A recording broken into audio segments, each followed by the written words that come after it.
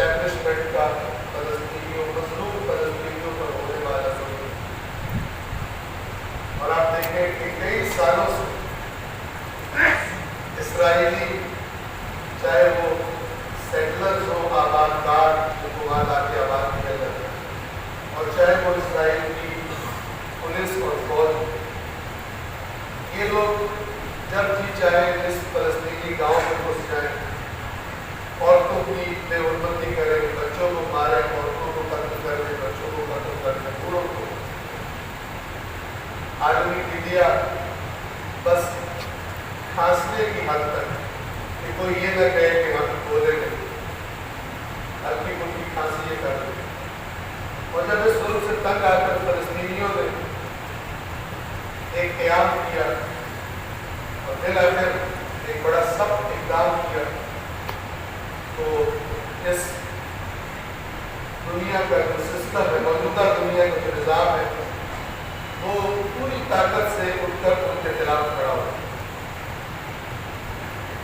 اور اپنے آپ کو امت مسلمہ کہنے والی امت کہ موجودہ حالت میں سے امت کہا ہی نہیں جا سکتا.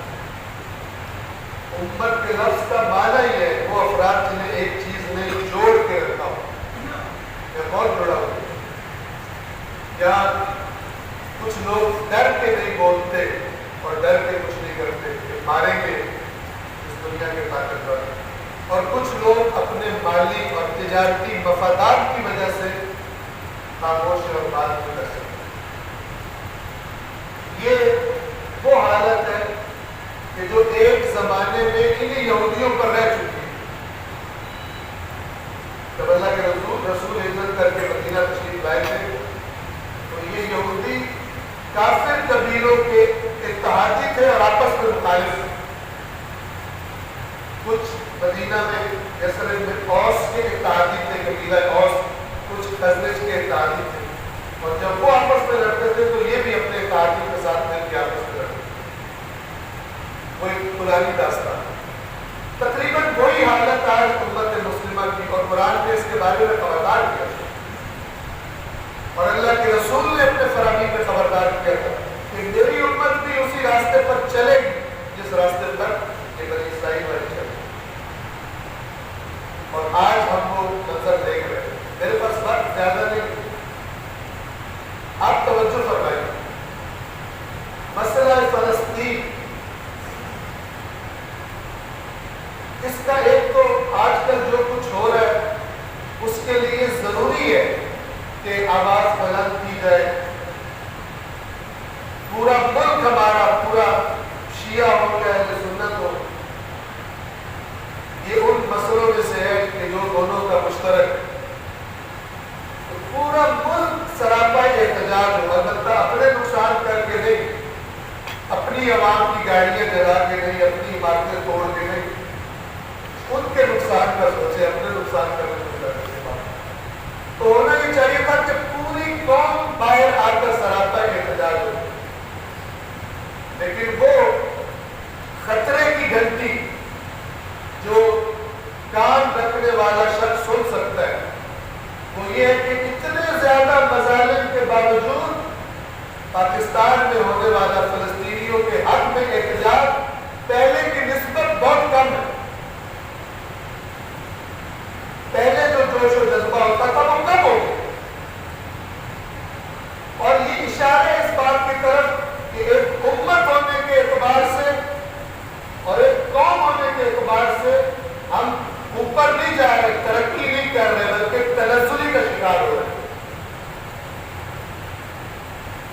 اور اس گھنٹی کے ساتھ ایک اور خطرے کی گھنٹی ہے کہ جس دین پر ہم عمل کر رہے ہیں اور اپنے آپ کو مسلمان سمجھ رہے ہیں، شیعہ اور سنی دونوں، یہ ہرگز وہ دین نہیں ہے جو قرآن مجید نے بیان فرمایا ہے. اور شاید اسی لیے ہمیں قرآن سے دور بھی کر دیا گیا تاکہ جتنا مرضی گھپلا ہو جائے یہ پتہ ہی نہیں چلے کہ یہ کون سے اسلام پر چل رہے ہیں. کیونکہ جو اسلام قرآن نے بیان فرمایا ہے وہ اسلام آخرت میں عزت اور نعمتوں کا بعد میں وعدہ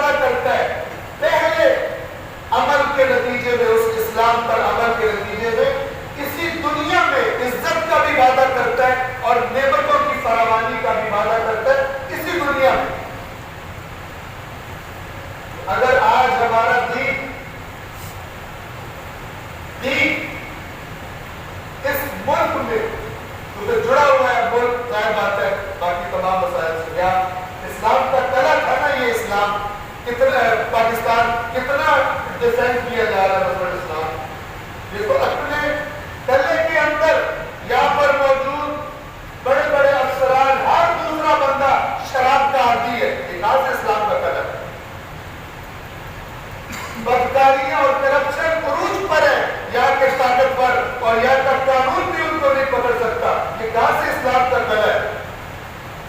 تو اسلام پر ڈاکہ یہاں پہ ڈالا جا رہا ہے. میں چھوڑے ان کو، میں عوام الناس سے بات کر رہا ہوں، ایک عام مسلمان سے بات کر رہا ہوں. اگر آپ قرآن پڑھیں پھر کہہ رہا ہوں، آپ کو پتہ چلے گا دین یعنی اللہ، اس دین پر عمل کرنے کا نتیجہ اسی دنیا میں عزت بھی، اسی دنیا میں نعمتوں کی فراوانی بھی ممانعت کرتا ہے. پاکستان کی معاشرے میں کیا ہے؟ غربت ہے، جہالت ہے، عدل و انصاف نہیں ملتا. یہاں پر یہ رزلٹ گواہی دے رہا ہے کہ ہم نے اس دین پر عمل نہیں کیا. اس دین کے نام پر اگر کوئی چوسنی ہمارے منہ میں دی بھی گئی ہے تو وہ حقیقی دین نہیں ہے. اور آپ کی توجہ کروانا چاہتا ہوں، کبھی آپ نے سوچا، خوب سوچئے گا، میں یہ بات کر کے تمام کر، ہمیں اپنی اصلاح کی ضرورت ہے. ان قوموں نے بہت محنتیں کی ہیں جب وہ علم کے میدان میں، ٹیکنالوجی کے میدان میں، حتیٰ کہ انہیں یہ بھی سمجھ آ چکا ہے کہ یونٹی، اکٹھے رہنا اس دنیا پہ حکومت کا طریقہ ہے. اس امت اسلام کو تو یہ بھی نہیں سمجھ آیا. تو آپس میں لڑ کے سمجھتے ہیں، آپس میں لڑو تو جنت ملتی ہے. دوسروں سے جوتے کھاتے بھی رہو غیر مسلموں سے تو جنت میں کوئی پرابلم نہیں ہوتی، لیکن ایک دوسرے کو مارو تو جنت ملتی ہے. کوئی قرآن مجید کا بتایا ہوا اسلام نہیں ہے. میرا آپ سے سوال، فوڈ فار تھاٹ، سوچئے. ہم سب لوگ بہت شوقین ہیں رزق میں برکت کی دعائیں مانگتے ہیں کہ نہیں؟ میرا آپ سے سوال ہے، یہ رزق میں برکت کے لیے جو دعائیں اور رزق کی دعا جب ہم مانگتے ہیں تو ہمارا فوکس آخرت کا رزق نہیں ہوتا. فوکس یہی ہوتا ہے کاروبار ترقی کرے، یا میں نے انویسٹمنٹ کی ہے اس کالونی میں پلاٹوں کی قیمتیں بڑھ جائیں، میرے جناب ترقی ہو جائے، تنخواہ زیادہ ہو جائے، یہی فوکس ہوتا ہے رزق میں برکت. تو میں آپ سے سوال کرتا ہوں کہ یہ رزق میں برکت کی دعائیں یہ ہمارے پاس زیادہ ہے یا امریکیوں کے پاس زیادہ ہے؟ بتائیے کس کے پاس زیادہ ہے؟ جی، لیکن رزق کن کے پاس زیادہ ہے؟ کبھی سوچا؟ دعائیں ہم مانگتے ہیں لیکن پیسے ان کے پاس زیادہ ہے.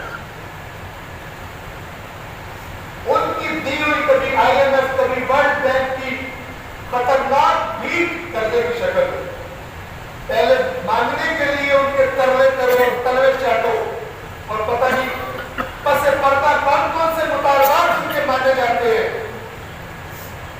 اور بظاہر ایک خطرناک قسم کا سود جو ان کو دینا پڑتا ہے واپس. تو میں سوچتا ہوں کہ پاکستان میں بہترین قسم کے ٹاپ کوالٹی تعریف دینے والے، وظیفے بتانے والے، دعائیں بتانے والے سب یہاں پر موجود ہیں، لیکن رزق میں اضافہ کدھر ہو رہا ہے؟ امریکہ میں ہو رہا ہے. کبھی سوچے کہ یہ کیوں ہے؟ کب تک اس بغیر فیگر کے چوسنی کو چوس کر سمجھتے رہیں گے کہ ہم بڑے مسلمان ہیں، ہم بڑے امیر المومنین کو ماننے والے ہیں، ہم بڑے صحابہ رسول کو ماننے والے ہیں؟ کب تک؟ ذلت کا عادی مومن نہیں ہو سکتا. چلے امریکہ تو پھر ایک نسبتاً ادھر مذہب کی بات ہے، کرسچینٹی ہے مثال کے طور پر. چائنا والے تو بالکل بہترین ہے. ان کے پاس رزق کیوں زیادہ ہو رہا مجھے بتائیے؟ ان کے پاس طاقت کہاں سے آئی ہے؟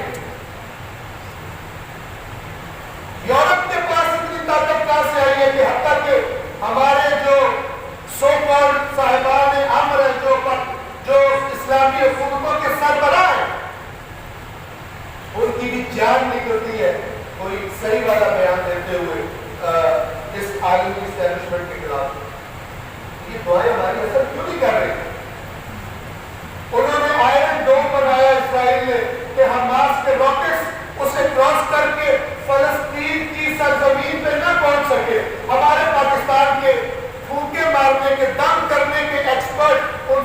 چاہیے سارے مل کے کسی پائپ میں منہ دے کے پھونک مارو اور فلسطین کے اوپر بھی کوئی پھونک ڈوم بنا دو کہ اس کو اسرائیل کا اسلحہ کراس نہ کر سکے. کر سکتے نہیں کر سکتے کیونکہ یہ طریقہ ہی نہیں. برائی ہے. ان تمام میدانوں میں، علم میں، اخلاق میں، یونٹی میں جب تک یہ قوم کوئی پلے نہیں کرتی، سر جوڑ کے نہیں بیٹھتے اور کسی آپس کی لڑائی میں الجھے رہتے ہیں، تو جب تک رہیں گے تب تک یہ ذلت مقدر ہے. اس پر سوچیے گا. اور اگر واقعی مدد کرنا چاہتے ہیں تو آج تو آپ جا کے لڑ نہیں سکتے. لڑے. آخری بات، 1-2 منٹ اوپر ہو کے بات رکھتے. آخری بات کہ ایک ملک جو نسبتاً زیادہ ڈٹ کے کھڑا ہے، حتیٰ کہ سب جانتے ہیں حماس کے پیچھے بھی اور حزب اللہ کے پیچھے بھی ایران. کوئی نہ بھی اس کا اقرار کرے، ساری دنیا کو کرے.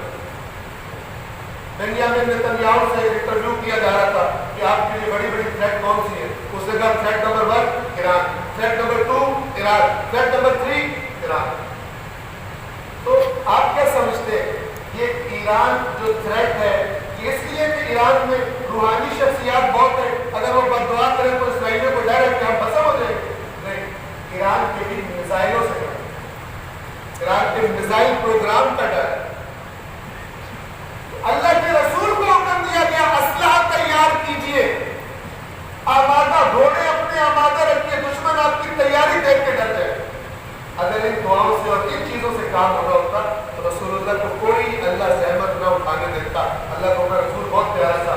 نہ خندقیں کھودنی پڑتی، نہ پتھر کھانے پڑتے، نہ بھوک برداشت کرنی پڑتی، نہ مکہ چھوڑ کر مدینہ ہجرت کرنی پڑتی. یہ کوئی مصیبتیں بھی نہ آتی اگر اس طرح فکروں اور دعاؤں سے کام چل جاتا اور عمل کی اور پلاننگ کی اور میدان میں جانے کی اور یونٹی کی ضرورت ہو. پروردگار عالم اس امت کو ہوش کے ناخن دینے اور جو حقیقی دین ہے اور جو سٹوریاں اور قصے اور خواب اور شاعریاں اس کے دین کو چھوڑ کر جو قرآن مجید نے اور جو حقیقی دین رسول پاک نے بیان فرمایا ہے اس کی طرف